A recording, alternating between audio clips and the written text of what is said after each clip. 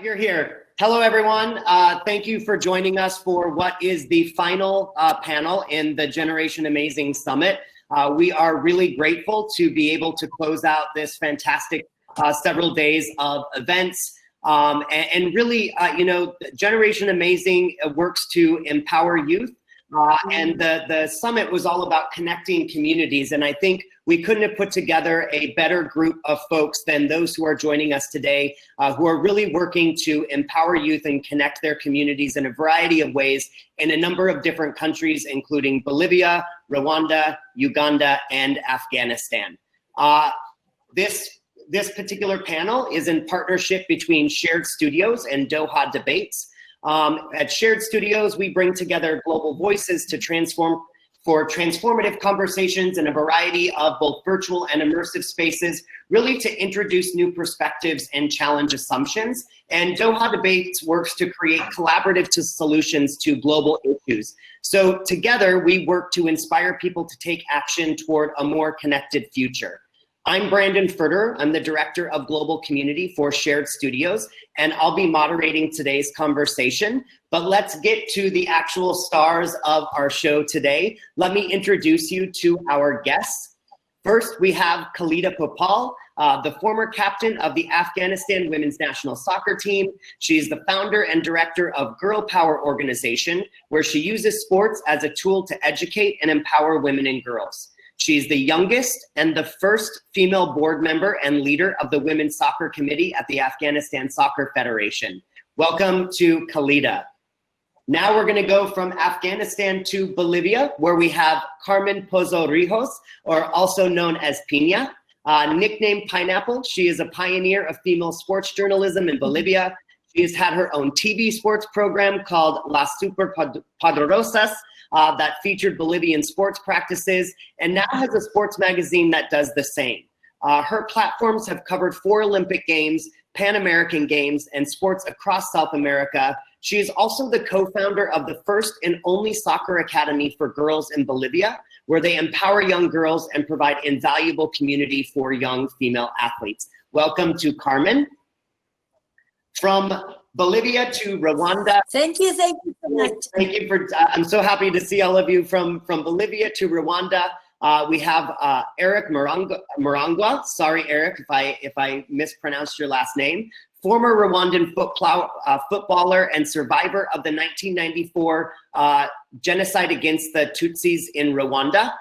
Because members of his team saved him during the genocide, he was aware firsthand of the power of football to be a positive force for social change. He founded the Ishami Foundation that uses football to serve the Rwandan community and promote reconciliation both in the UK and Rwanda. We are honored to have you here with us. Thank you for joining us, Eric.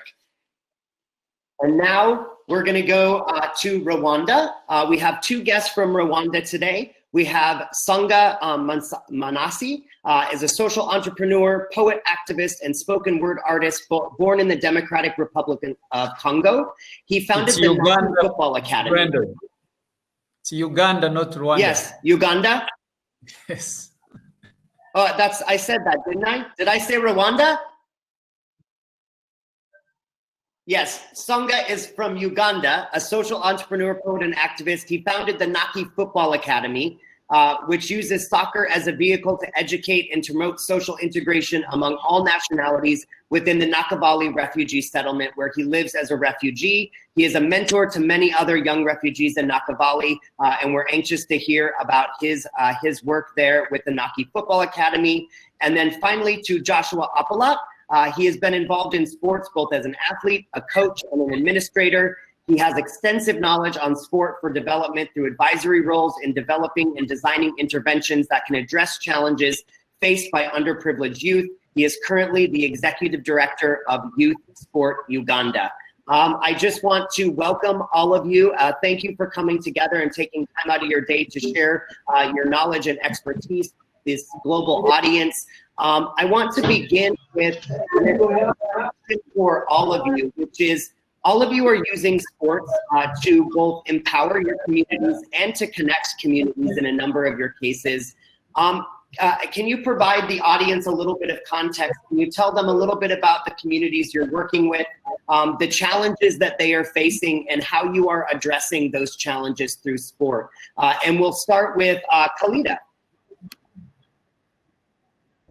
Thank you so much, and thank you for letting me to be part of this amazing panel. I am from Afghanistan, and I have played football in Afghanistan and started playing for the first time playing in the national team of Afghanistan, women's football team.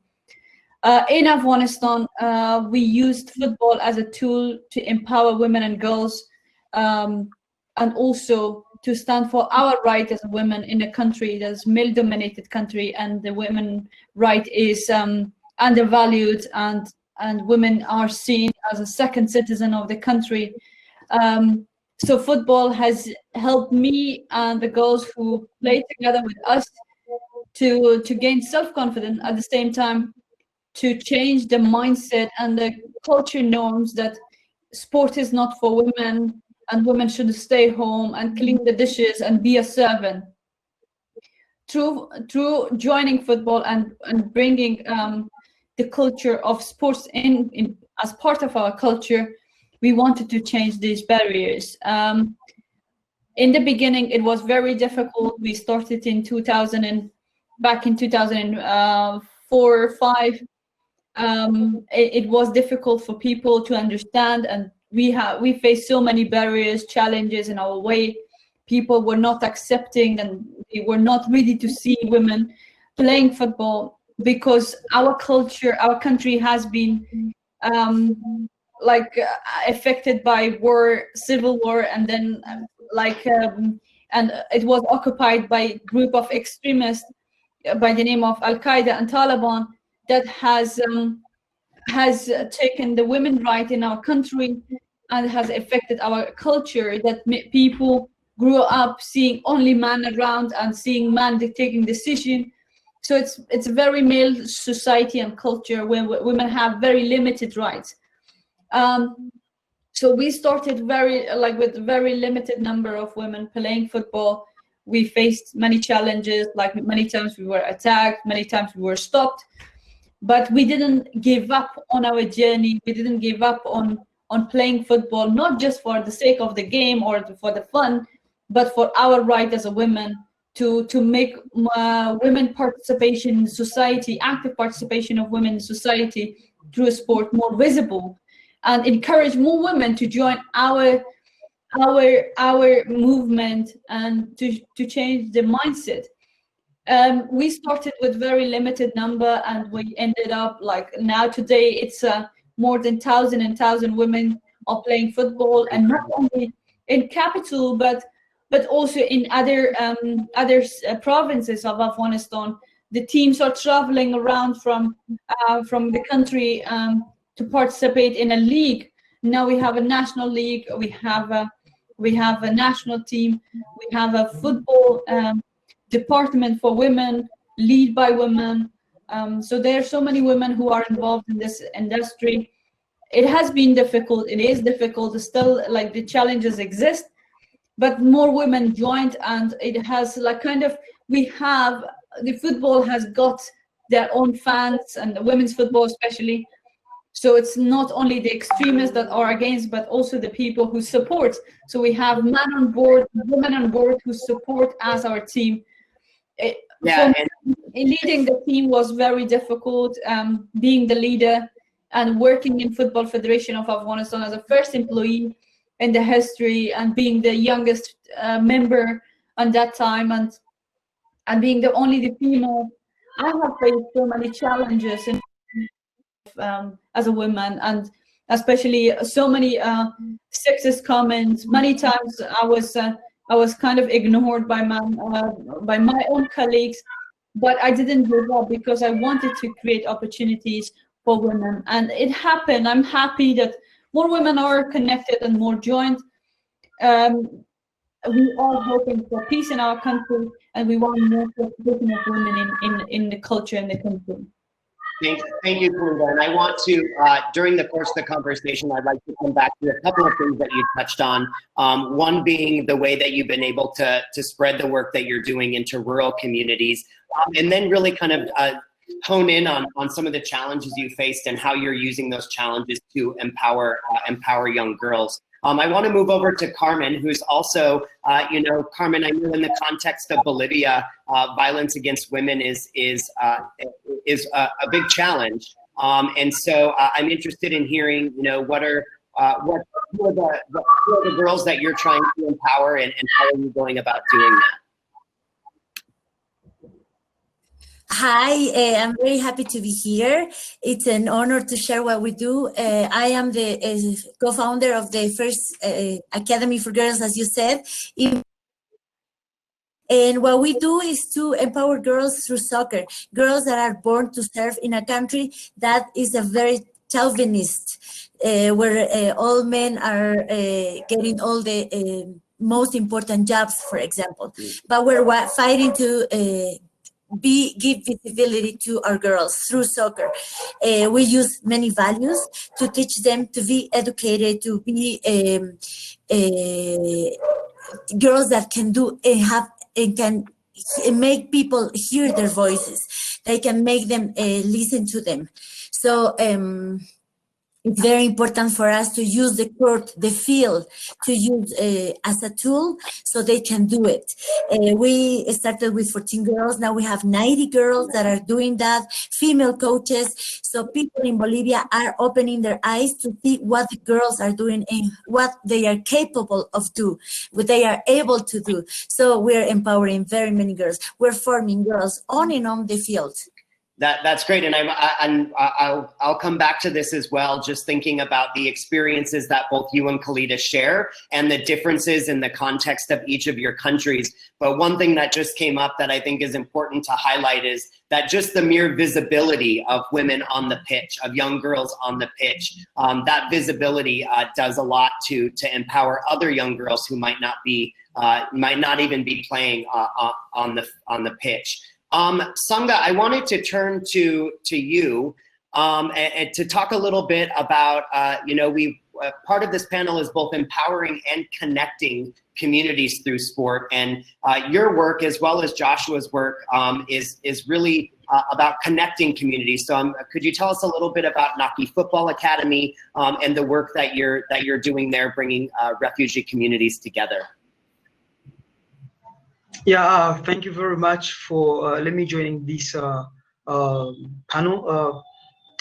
Talking about Naki Football Academy, but I would like to first start by what inspired me to start this academy. I'm a Congolese by nationality, and I'm a soccer lover since my childhood. And when I was in Congo, Congo is a huge country with several nationalities and with divergency of politics and ethnics. And I used to see that when it was about football match, all the country was united behind the national teams, and without seeing any difference of tribes and political circle. So when I came in Nachi Valley as a refugee in 2014, I realized that this camp had challenges, but which could be changes by the amazing and unbelievable football potential that we do have here in Naki Valley Refugee Settlement.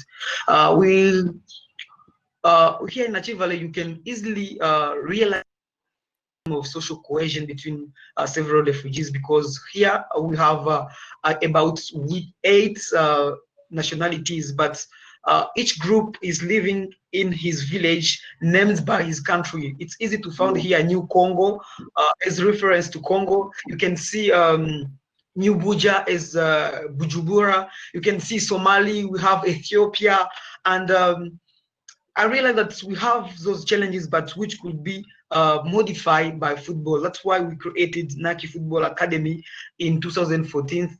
To use it as a vehicle to tackle these challenges that we are facing in the camp. So how are we addressing these challenges? Naki Football Academy had a team which train and have matches, but also we organize football tournaments. When we organize the football tournaments, we invite teams for each nationalities to come and participate.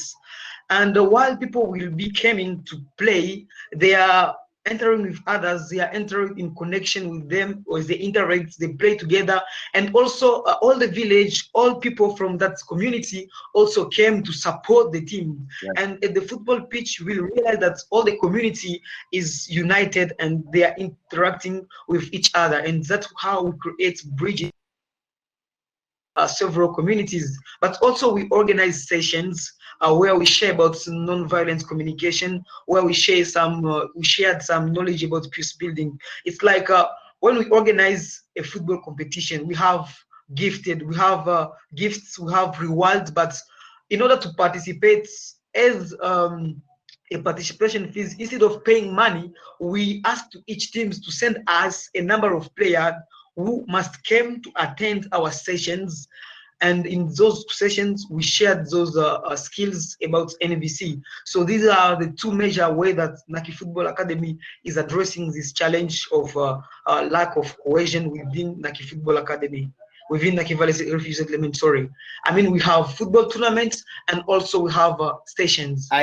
One thing that I really appreciate about the work that you're doing with Naki Football Academy, Sangha, is that it's not just about bringing the players together from these communities on the pitch, but it ultimately spills over into everybody coming to support the same team, and then these communities come together in ways that they normally wouldn't. I think that the potential of your work to spill out into the community is really, really profound and really, really valuable.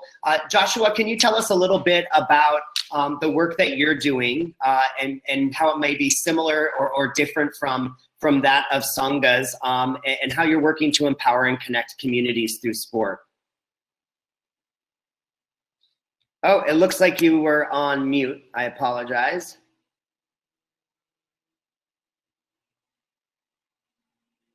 Thank you so much, Brandon. As you know, I work with an organization called Youth Sport Uganda. And Youth Sport Uganda is a sports development organization that uses the power of football to help out individuals in Uganda. But our main focus has been urban refugees. We took on urban refugees because we realized that most planning processes, most policies that are meant to for the refugees, they normally address refugees who are in the camps or settlements. So that's why YSU or Youth Sport Uganda came forward to see that they address challenges of urban refugees. And another reason why we took on urban refugees is that here in Uganda is that Uganda is ranked #1 in Africa in accepting refugees to come into the country, and it ranks #3 in the world of accepting refugees into coming into the country. Uganda has more comprehensive policies that have been helping and accepting the refugees to come in Uganda, whereby when refugees come here, they are able to get free land where they can farm and be able to get what to eat. It also has a policy whereby refugees are being able to access education for all. However much the challenge has been, Uganda itself is not, it doesn't have enough resources. We rely on funds from funding organizations and countries. So that is the main reason why Youth Sport Uganda came forward to see that we supplement the work that the government does. And we have been doing a couple of programs, mainly 4 programs, and one of the programs is health. We have been helping these urban refugees in health by giving them reproductive training, especially for the girls, and also skilling them into so that they can prepare themselves for the job market. We have also been helping them in a program called Football for Development. And that is our main focus, Football for Development, whereby we use the power of football to see that we reach out to these urban refugees. How have we been doing it? We have created what we call women football, where we target the girls who come from different countries, especially Congo, Rwanda, Burundi, and Eritrea, to come in and engage into football. As they engage into football, we normally help them to teach them different skills and different things that can be beneficial. We also have what we call football free methodology. We have been training the football free methodology. This football free helps mainly in cohesion, bringing these refugees together. You know, when a Congolese come in and Southern Sudan come in, they have a problem of integrating within the community properly. So if we design these games, they help them be able to integrate within the community properly. Some of the challenges that they have been facing, you realize that they are in the urban, and the urban comes with so many challenges. Some of the challenges are congestion. They stay in slums, which are poorly managed. They have poor sanitation, and this becomes a main challenge. And they also have a problem of water. They can't be able to access water. So that's why Youth Sport Uganda is trying to address these some of these issues. I think, Brandon, that's what I can say in brief about Youth Sport Uganda.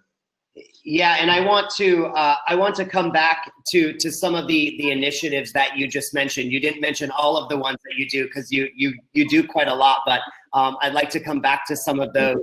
But speaking of the power of sport, Eric, I think that your story really kind of highlights the power of sport to connect communities and empower young people. I wonder if you could share a little bit about about Ishami, as well as kind of provide the audience with a little bit of context about what inspired you and how you've come to do and commit yourself to the work that you're doing.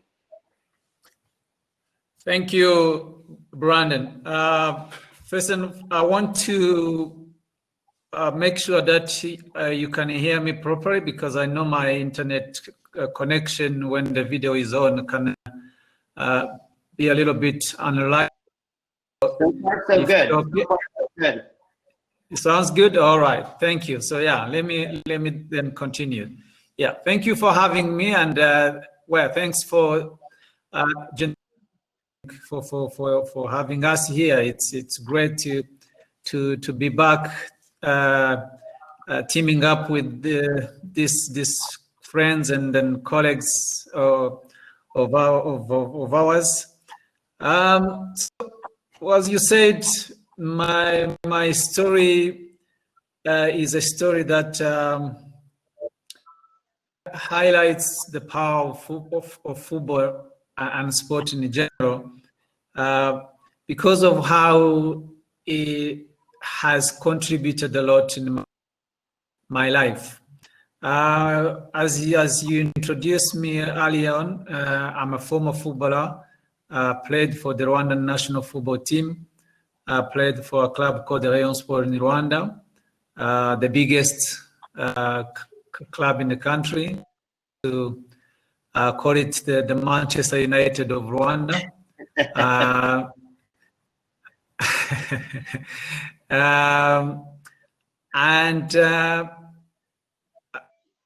26 years ago, my country faced the most unimaginable situation that any human being can experience, when we had the genocide against the Tutsi, and came out to be the reason why I survived the genocide. On the first day of genocide, 1994, I was attacked in the flat. I was staying with a colleague of mine, and our lives only spared because those who had come to kill us, one of them came to realize who I was, and this group of people were former soldiers of Rwandan government, and who going around killing people for no reason really, other than crazy, stupid political ideologies. So one of the soldiers came to notice or to realize that I was Eric Murango, as I'm known here in Rwanda, the player of Rayon Sport, and the Rayon Sport he was a huge fan of. So once he realized who I was, he basically stopped what he came into that flat of mine for. He asked his after the house, and for the next 10-15 minutes, we sat on the sofa, and all he wanted to talk about was football. He went on describing a game that my team had been involved in 2 weeks prior, where we knocked out a club from Sudan called El Hilal. And he was at this game, and he just said, do you remember the dribble, the tackle, the saves that were made in this game? So, because of football, at that moment, and my teammate, my housemate, was spared. And for the next, that is the time the genocide lasted here in Rwanda. If I came across a number of near-death situation, every time I was saved because of my status of a footballer. I was helped my teammates who I stayed with for about a month, and the teammates were from different ethnic group who had now been, mobilized to hate people like me, kill people like me. But this teammate of mine defied what a normal way of doing things back then, and they looked after me. They went out of their way to look for information that eventually helped me to move from the neighborhood. Went out to look for food because I could not go at that time. At some point, they even paid their own money when a militia caught up with me again and they wanted to take me away. So that power of camaraderie, that power of team that we had developed during all those hours we spent together playing football, working together for the good and the benefit of our club, turned out to be the reason why I survived the genocide. A few years later, I basically started what I'm doing today. In 2011, an initiative called Football for Hope, Peace and Unity. This initiative was a way of contributing to the process of reconstruction and the reconciliation that the country had embarked on after the genocide.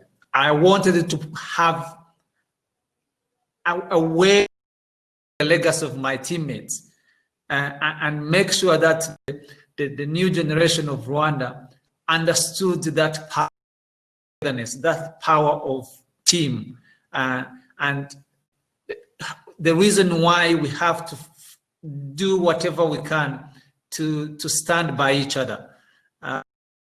So this has been going on, as I said, since 2011. Football for Hope, Peace and Unity eventually evolved into Ishami Foundation. And why Ishami Foundation? Ishami is a Kinyarwanda word. It means branch, a tree branch, and it symbolizes connection, and it symbolizes recovery. And these are elements that I wanted to present and portray in whatever that I was doing with my football program and sessions. But I also wanted to bring in the element of storytelling, because sport is an incredible power, But I believe sport alone, a sport have to be combined with other elements that we come across in everyday life to be able to that we really want to bring in our communities, in our families, and in society in general. So for the last couple of years, we've been with the young people in Rwanda as well as in the UK, where I have been for some time now, and we bring out those positive values of sport and make sure that the young people who takes part in our programs that they can actually learn to be more than sportsmen, more than footballers, doing that learning through field. How can one be a decent human being that respects everyone? How can one be a decent human being that has tolerance in what he does in everyday life? So these are things that we do. As I said, we use also storytelling, we use films, and we organize what we call football awareness raising events, whereby survivors of genocide can attend those football awareness, share their stories, try to inspire young people how they have coped with this horrible experience, how they have learned to live alongside people who contributed to the death of their families, and all this, contribute to a better understanding of why we human beings, we are all the same, no matter what. Yeah. But we need to always amplify that message, make sure that young people understand that in every day.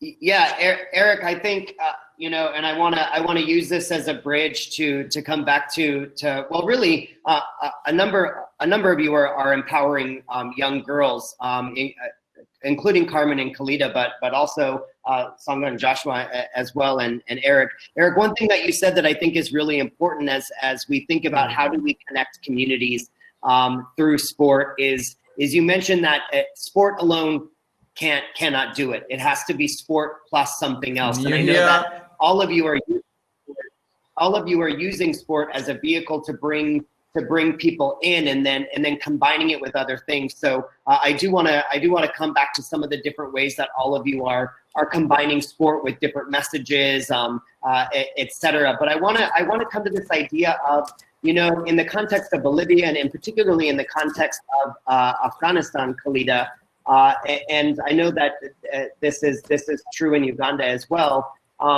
Women face a number of obstacles in sport, and I'm wondering what for each of you, and we'll start with Khalida. What are the biggest obstacles that you're facing in? One, you might start with what are the obstacles that you faced as you've managed to move your way up in the federation, etc. But what are the biggest obstacles that young women are facing in each of your communities as it relates to engaging in sport or engaging the world? And then how are you using, what is what Eric said, football plus, that you're, the things you're adding to the football that is helping you empower those young folks? And Khalida, we'll start with you. Thank you for the question. I'll start with my organization and how we actually try to reduce the barriers that women face in different communities we work. For example, Girl Power organization is working in Europe and Middle East. And in Europe, our focus group or our target group are women, refugee and immigrant women living in European countries. And in Middle East are women who are living in rural areas, like for example, in Pakistan, in rural areas of Pakistan, in Jordan, in some other countries and Afghanistan itself. For example, for the refugees and immigrants living in Europe, the biggest obstacle is, for example, culture barriers, meaning like the mindset for women who has been living in different countries that the sport was not part of their culture.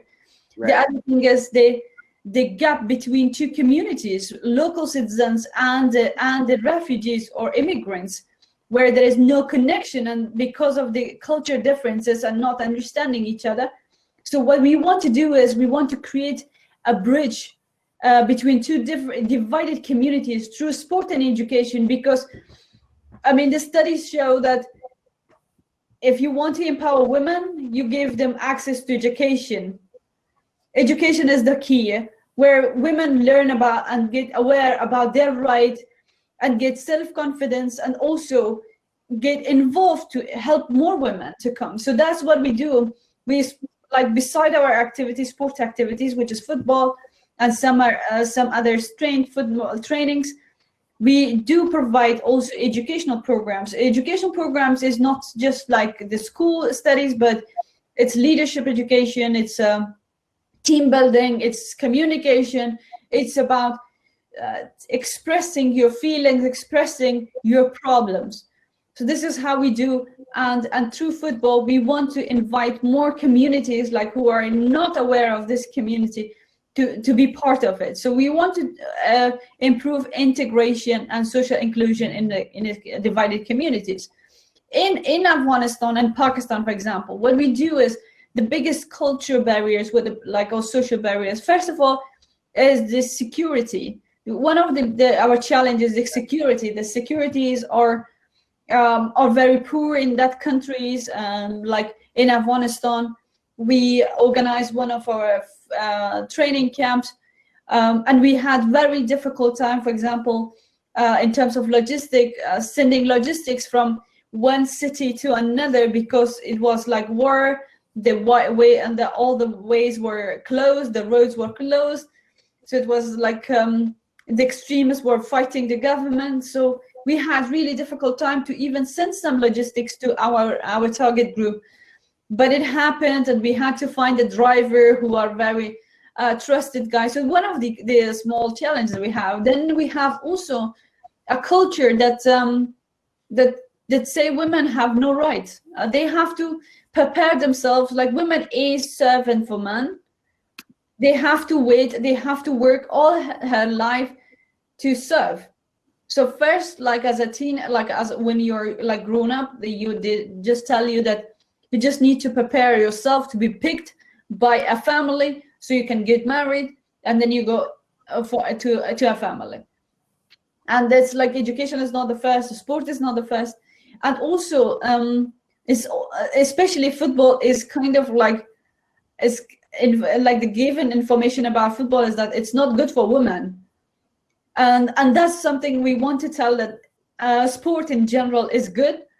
Why it's good? So that is the workshops we give them through, like inviting the experts of each subject, because the experts will explain why it's good, what are the side effects or what are the benefits of the sports, and especially how we empower each other through sports together, meaning the team building, because in a war-torn country, that education is really in a poor level, and it's a kind of a mindset that women should be a servant. A male-dominated culture always kind of, you have women who are not aware of their right, but at the same time they, instead of like empowering each other, they are standing against each other. So like women are facing not the challenge only from their male fellows, but also from their own from the women. The lack of trust is really a huge amongst women. They don't trust each other, and then and it's because the opportunity is quite limited. So what we want to encourage through our workshops is team building, sisterhood. It's about celebrating togetherness and celebrating each other's achievements. I love that. things we do. I love that, Khalida. I love the, it speaks directly to something that Eric talked about, which is the power of team. And I think you raise a really important point, which is that it's not necessarily always, men that are creating barriers for women, but women, when competing for limited resources, often create barriers for one another inadvertently. Carmen, I want to turn to you. How are you empowering these young women? What is your kind of sports plus? Okay, what we work on is, we help girls, okay? As in Afghanistan, in Bolivia happens the same. Girls are born to serve, and we want to change that when they are girls. So we use this program of values, and the girls start every class talking about a value. Okay, that is gonna help them to grow as leaders.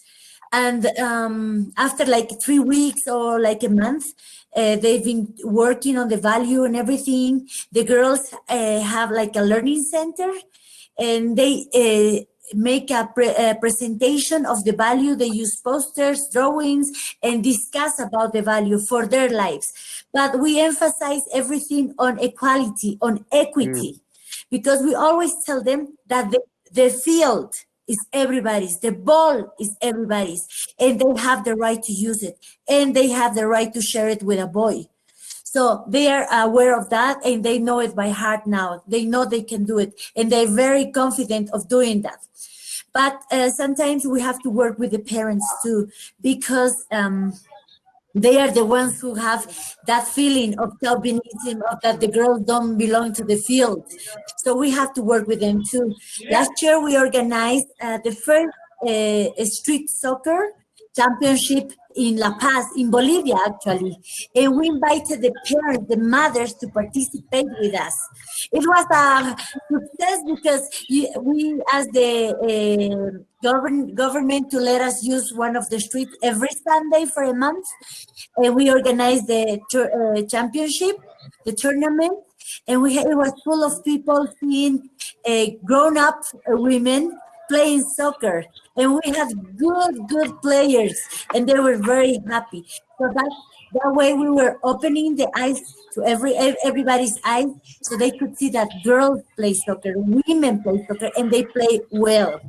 We also use in Bolivia you can do it, the social media, the network, and our coaches prepare many videos to show people how well we play soccer, how well we have we work with the ball. And one of our videos had 122,000 views. So we really showed, and men were clapping at them because it was a very good thing they did. And nothing prepared, they just got 5 balls and they started making the video with a cell phone. Nothing really fancy or well done, but it got the people's eyes. So that's what we're doing, showing everybody that the ball is everybody, that we are on the field like everybody else. If I can play volleyball or basketball, or if I can do track and field, why cannot play soccer? Right. It's a sport, and everybody has the right to do it. That's what we're doing. That's what we're doing. And our girls are aware of that, and they are sharing now that in our Facebook too, in our Facebook page. This last week, the girls prepare a video saying why they like football, what value they are working on, and people are getting to know that. So we're using the network, especially now that we are locked down a little bit. And because of that, we're having Zoom classes. We had the chance to connect not only La Paz girls, many girls from other cities and communities of Bolivia are in our classes now. So it's a plus for us to use the Zoom, have virtual classes. It's interesting, Carmen, perhaps one of the silver linings of this whole COVID situation is it shows that you now have the ability to connect to folks outside of La Paz. I think, Joshua, you can correct me if I'm wrong, but I believe you've told us about like a really creative way that you that you create equity for young girls in your work. Is that, am I right?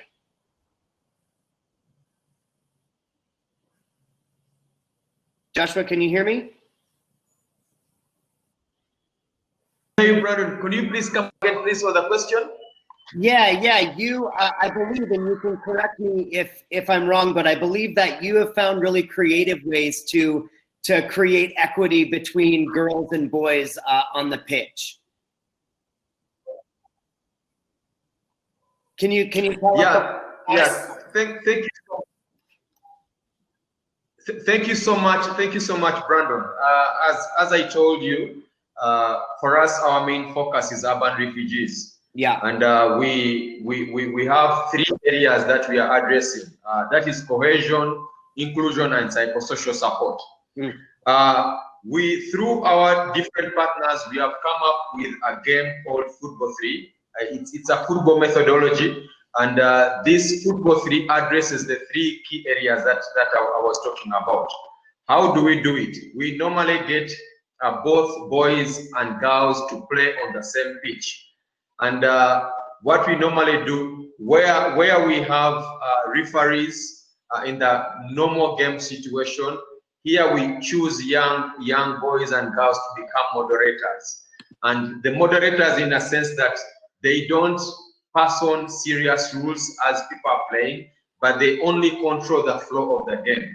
So as the game progresses, the game of football progresses, you realize that these both boys and girls, when they play on the same pitch, there is both cohesion and there is inclusion too, because the Football 3 methodology doesn't differentiate whether you're able or disabled.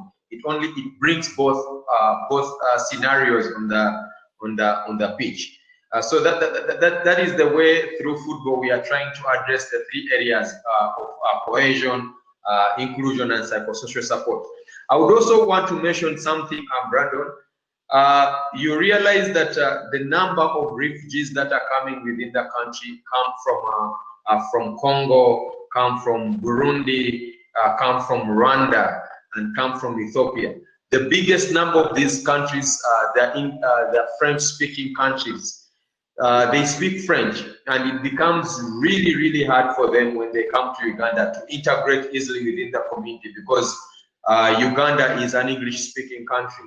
So during our community matches, these refugees tend to come to participate in the matches that we normally carry out, and we recruit them through different. After recruiting them, we give them specific lessons in basic English and math.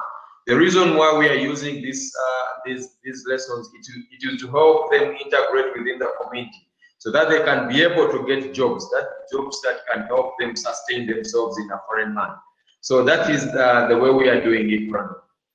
Yeah, I've just been so impressed with with all of the different programs that you're running, and we only have about 12 minutes left, and so I'm going to turn to you, Sangha, but I'm going to ask all of you the same question. Is, as Generation Amazing works to support and empower young people, many people in our audience have joined to learn from all of your expertise. We'll start with Sangha, but if you could just share some insights for everybody. What have you learned in your work using sport to empower and connect communities that you would like to share with the rest of the world as some best practices, perhaps? Excuse me, Brandon. I lost you on my way due to the connection. Can you come again with the question, please? Yeah, if you could, just as we finish off the panel here, if you could provide our audience with some, what have you learned using sport to empower and connect communities? Some lessons that you might share with others, so that they might take those lessons and employ them themselves.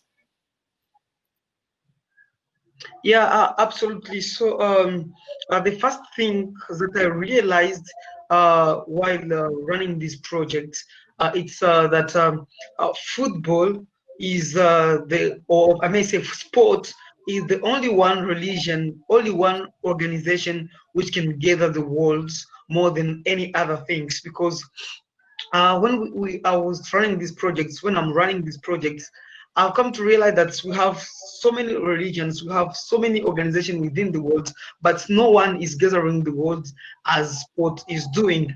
And while playing, while doing our activities, I realized that people are easily come together and play.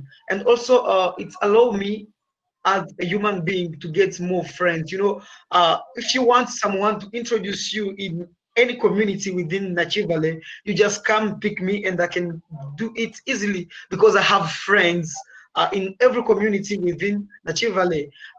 If I go to Ethiopia, It looks like we may have lost. if I go to Somalis, I have friends, and it's yeah, I was saying that it's football is opening doors for me, and I have many friends. Some of the time, I reach a community, and I had people calling my name, yet I don't know them, but I know that okay, if this guy is calling my name it's because of football, and freely I can access communities, and I believe that things that we are doing. Impacting communities, it's a wonderful things to do. It's a wonderful way to become immortal. That's what I may share to other people, to keep on inspiring population, keep on impacting communities, and we become Wonderful. immortal. And if Eric's able to join us again, I want to ask him about his specific model, but I'll turn the question to you, Khalida. What have you learned from your work empowering young girls that you would like to share with other communities who might be attempting to do the same thing? Oh, it looks like you might be on mute.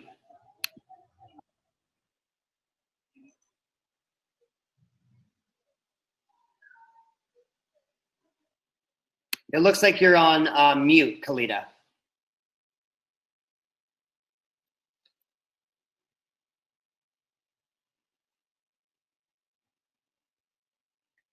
Well, hold on to that answer. Hold on to that answer. We'll try to figure out how to get you muted, but we'll turn to Carmen. Carmen, what are some lessons that you would like to share with our audience on that you've learned doing your work? Yeah, that sometimes when you go to a community, you want to change them right away because you think that what you're thinking or what you're doing is correct, is right. But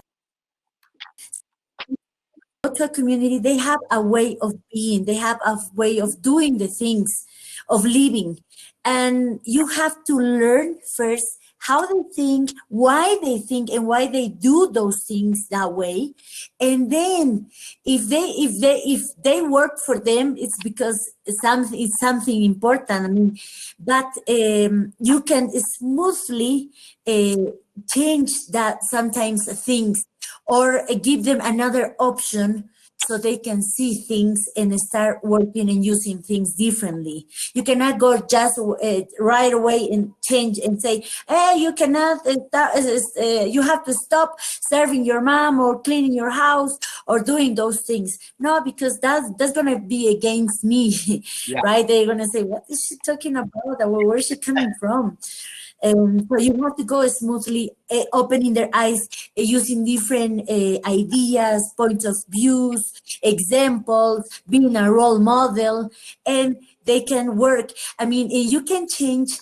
You cannot say that, this girl has to stop working.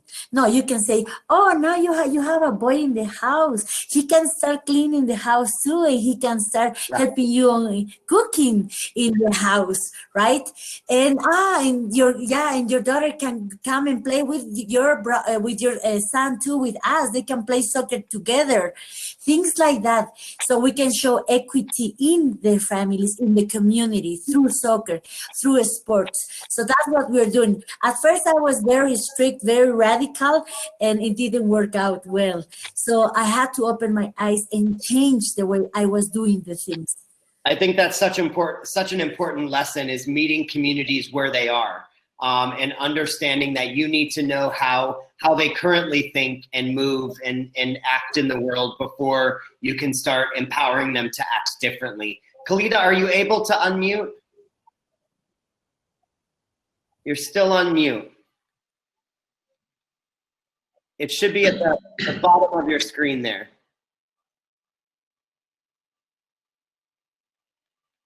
All right. Sorry, Khalida.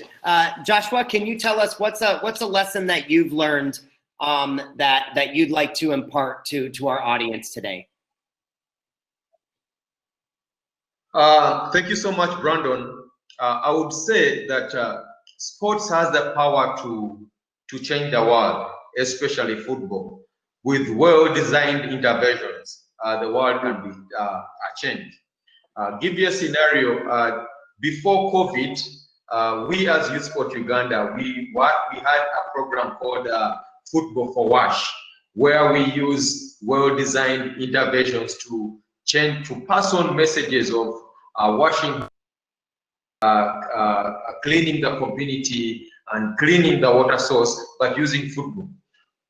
So when the COVID situation came into Uganda, or the pandemic, the entire world, we had already designed a program that cannot, I would say it can reduce on the spread of the virus, because COVID is mainly spread through not washing hands and not keeping social distance. But through our wash programs, we already doing such, and it has really helped the communities. We have encouraged the communities to continue washing their hands through our wash programs, and also protecting the water sources that are being contaminated by the community. So I would say that with well-designed interventions, with well-designed programs, football or sports has the power to change the world and also to change the community. Wonderful, thank you. And Eric, I'm happy that you were able to join us. We're in our last few minutes here, but I'll turn the question to you, which was, what have you learned? Because I know you have a very specific model at Ishami, and so I'm wondering, what is a lesson you've learned in your work that you would like to share with others who might be in our audience trying to do some of similar things?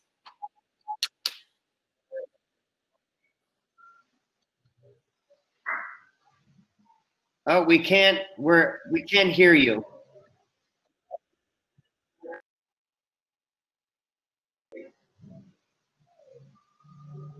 We're having all kinds of microphone challenges.